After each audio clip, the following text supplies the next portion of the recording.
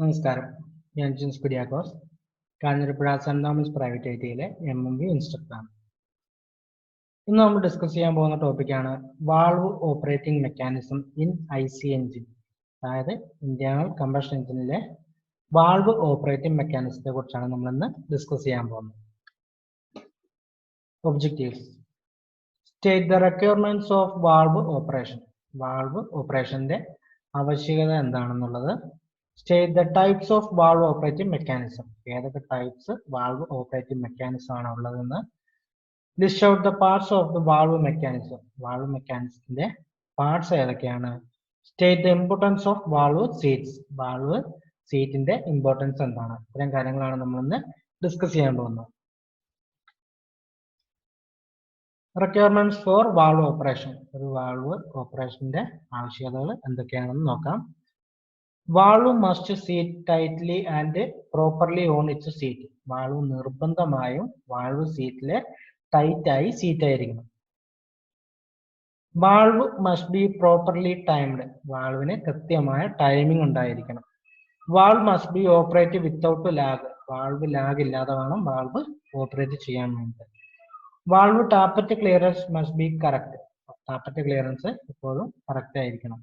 Valve stem and guide clearance must be correct. Valve സ്റ്റെമ്മിന്റെയും guide ക്ലിയറൻസും എപ്പോഴും correct ആയിരിക്കണം. Types of valve operating mechanism. Two types of valve operating mechanisms are used in engines. They are as follows. അതായത് രണ്ട് ടൈപ്പാണ് പ്രധാനമായും valve operating mechanism ഉള്ളത്. ഒന്ന് സൈഡ് വാൾവ് മെക്കാനിസം, രണ്ടാമത്തത് overhead valve mechanism. Side valve മെക്കാനിസത്തെ കുറിച്ച് നമ്മൾ കഴിഞ്ഞ ക്ലാസ്സിൽ ഡിസ്കസ് ചെയ്തതാണ്. അപ്പോൾ ഇന്ന് നമ്മൾ നോക്കാൻ പോകുന്നത് ഓവർഹെഡ് വാൾവ് മെക്കാനിസത്തെ കുറിച്ചാണ്. Overhead valve mechanism. In this mechanism, the valves are located in the cylinder head. Overhead valve mechanismത്തിലെ വാൾവുകൾ ലൊക്കേറ്റ് ചെയ്തിരിക്കുന്നത് സിലിണ്ടർ ഹെഡിലാണ്. Push rods and rocker arms are used in addition to the side valve mechanism. അതായത് side valve മെക്കാനിസത്തെ അപേക്ഷിച്ച് overhead valve മെക്കാനിസത്തില് നമുക്ക് push റോഡും rock റാമും അഡീഷണൽ ആയിട്ട് വരുന്ന കോമ്പണന്റുകളാണ്. ചിത്രത്തിൽ നിങ്ങൾക്ക് കാണാൻ സാധിക്കും ഒരു ഓവർഹെഡ് വാൾവ് മെക്കാനിസത്തിന്റെ പ്രധാന ഭാഗങ്ങളെ.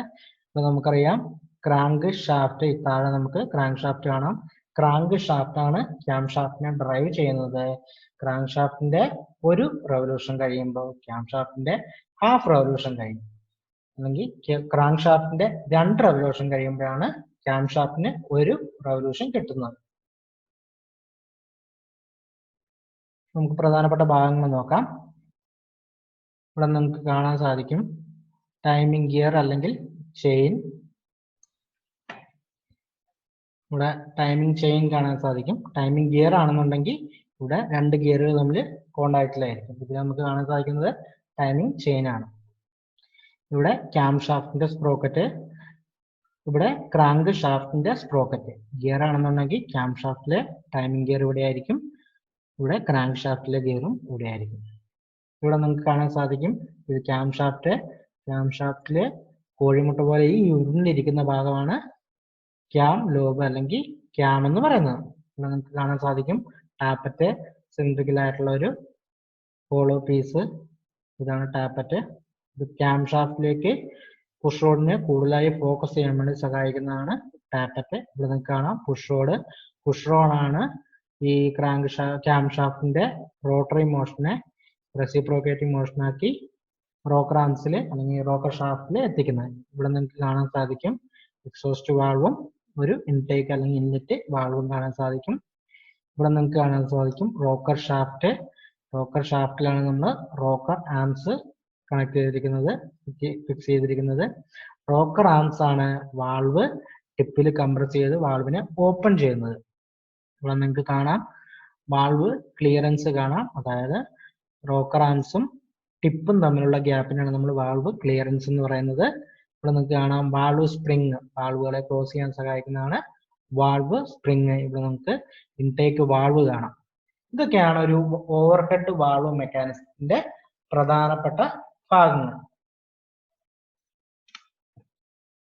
ഇനി നമുക്ക് ഇതിന്റെ കൺസ്ട്രക്ഷനെ കുറിച്ച് നോക്കാം.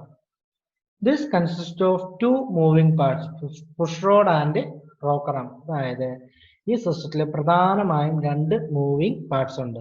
ഒന്ന് പുഷ് റോഡ്, രണ്ട് റോക്കർ ആംസ്. അപ്പൊ നിങ്ങൾക്ക് കാണാൻ സാധിക്കും, നമ്മൾ പറഞ്ഞിരുന്നു ക്യാം ഷാഫ്റ്റ് റൊട്ടേറ്റ് ചെയ്യുമ്പോൾ പുഷ് റോഡ് അപ്വേർഡ് മൂവ് ആവുമെന്ന് പറഞ്ഞായിരുന്നു.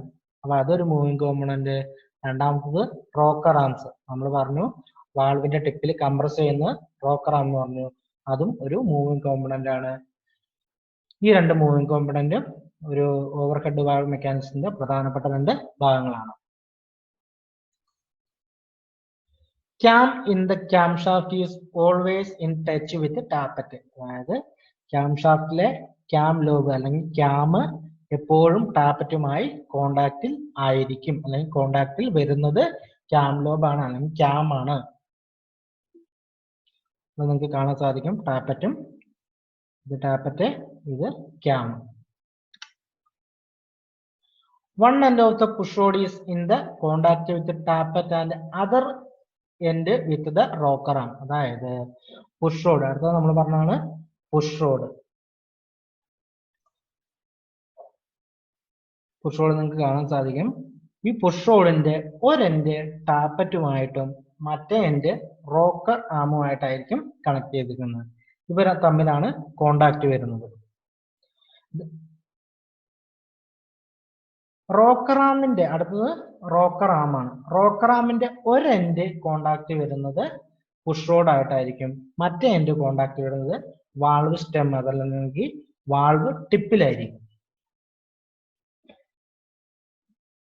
Rocker arm on the rocker shaft is placed in such a way that it could easily move up and down. അതായത് റോക്കർ ഷാഫ്റ്റിൽ നമ്മൾ റോക്കർ ആംസ് സെറ്റ് ചെയ്തിരിക്കുന്നത് easy ആയിട്ട് up and down move ആവുന്ന രീതിയിലായിരിക്കും.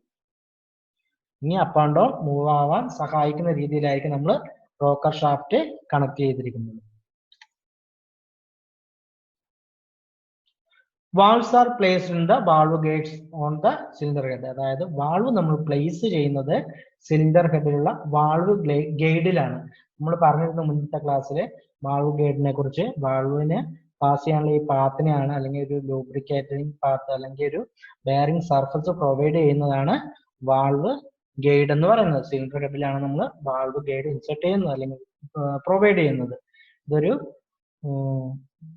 Bearing surface provide ചെയ്യുകയായിരിക്കും ചെയ്യുന്നത്. ഇവിടെ നിങ്ങൾക്ക് കാണാൻ സാധിക്കും ചിത്രത്തില് ഇത് സിലിണ്ടർ ഹെഡ്, അതുപോലെ തന്നെ ഇതിന്റെ ഉള്ളിൽ നിങ്ങൾക്ക് വാൾവ് ഗൈഡും കാണാൻ സാധിക്കും. ഓക്കെ,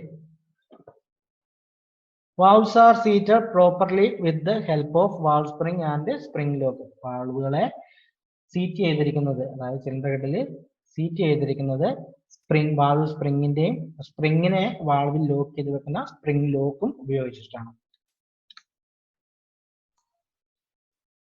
അടുത്തതായിട്ട് നമുക്ക് ഇതിന്റെ വർക്കിംഗ് എങ്ങനെയാണെന്ന് നോക്കാം. When the engine runs, the crank shaft rotates. അതായത് എഞ്ചിൻ റൺ ചെയ്യുന്ന സമയത്ത് ക്രാങ്ക് ഷാഫ്റ്റ് റൊട്ടേറ്റ് ചെയ്യാൻ ആരംഭിക്കും. As the crank shaft is connected with the camshaft with the help of timing gear and chain arrangement, the camshaft starts rotates. അതായത് cam ഷാഫ്റ്റും crank ഷാഫ്റ്റും പരസ്പരം ബന്ധിപ്പിച്ചിരിക്കുന്നത് timing gear അല്ലെങ്കിൽ timing ചെയിന്, അതുമല്ലെന്നുണ്ടെങ്കിൽ timing ബെൽറ്റുകൾ ഉപയോഗിച്ചിട്ടാണ്. ഇങ്ങനെ പരസ്പരം ബന്ധിപ്പിച്ചിരിക്കുന്നത് കൊണ്ട് തന്നെ ക്രാങ്ക് ഷാഫ്റ്റ് റൊട്ടേറ്റ് ചെയ്യുമ്പോൾ അതേയൊപ്പം തന്നെ ക്യാം ഷാഫ്റ്റും റൊട്ടേറ്റ് ചെയ്യാൻ തുടങ്ങും.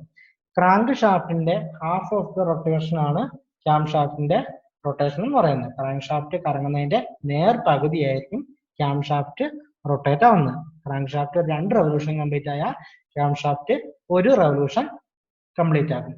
ഇത് എന്തിനു വേണ്ടിയിട്ടാണെന്ന് ചോദിച്ചു കഴിഞ്ഞാൽ വാൾവിന്റെ ടൈമിങ് പ്രോപ്പർ ആക്കുന്നതിന് വേണ്ടിയിട്ടാണ് ഇങ്ങനെ നമ്മൾ സെറ്റ് ചെയ്തിരിക്കുന്നത്.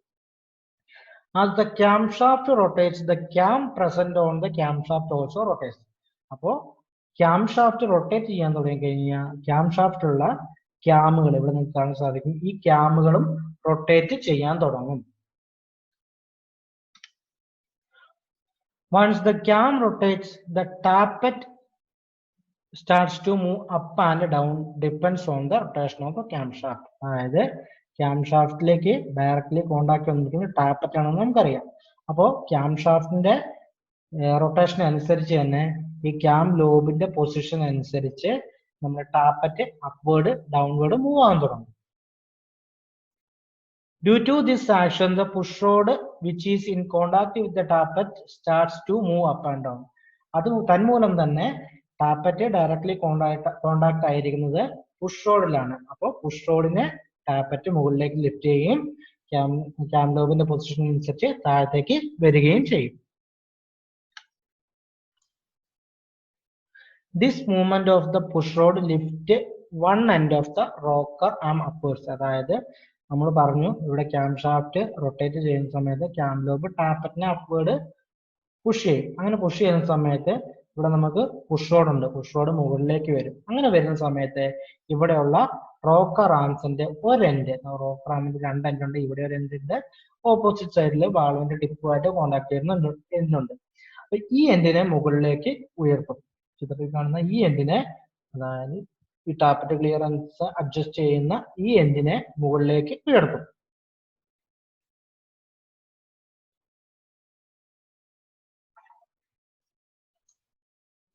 As the rocker arm is fitted with the rocker shaft, the other end of the rocker arm moves down towards valve stem due to the lift of the arm end at the push rod side. അതായത് നമ്മൾ പറഞ്ഞു rocker ആമിന്റെ ഒരു side, ഈ side മുകളിലേക്ക് വരുമ്പോൾ അതിന്റെ opposite side നേരെ വാൾവിന്റെ ടിപ്പിലേക്ക് compress ചെയ്യും. അതാണ് നമ്മൾ പറഞ്ഞത് വർക്കിങ്ങില്. Due to this valve moves downward and opens the port. അങ്ങനെ വാൾവ് ഡൗൺവേർഡ് മൂവ് ആകുന്ന സമയത്ത് അത് പോർട്ടിനെ, ഇൻടേക്ക് ആണ് ഇൻടേക്ക് പോർട്ടിനെയും എക്സോസ്റ്റ് ആണ് എക്സോസ്റ്റ് പോർട്ടിനെ ഓപ്പൺ ചെയ്യും. By repeating the cam shaft rotation, tappet, push rod and rocker arm both inlet and exhaust was open and closed for inducting the charge and expelling the hot gas or exhaust gases. അതായത് ഈ പ്രവൃത്തി repeat ചെയ്യുന്നതിലൂടെ നമുക്ക് intake suction സ്ട്രോക്കിന്റെ സമയത്ത് intake വാൾവിനെയും exhaust സ്ട്രോക്കിന്റെ സമയത്ത് exhaust വാൾവിനെയും open ചെയ്യാനും സക്ഷൻ സ്ട്രോക്കിൽ ഫ്രഷ് ചാർജ് എൻ്റർ ചെയ്യിക്കാനും എക്സോസ്റ്റ് സ്ട്രോക്കിൽ ബേൺഡ് ഗ്യാസ് അല്ലെങ്കിൽ ഹോട്ട് ഗ്യാസിനെ പുറന്തള്ളുന്നതിനും സഹായകമാകുന്നു.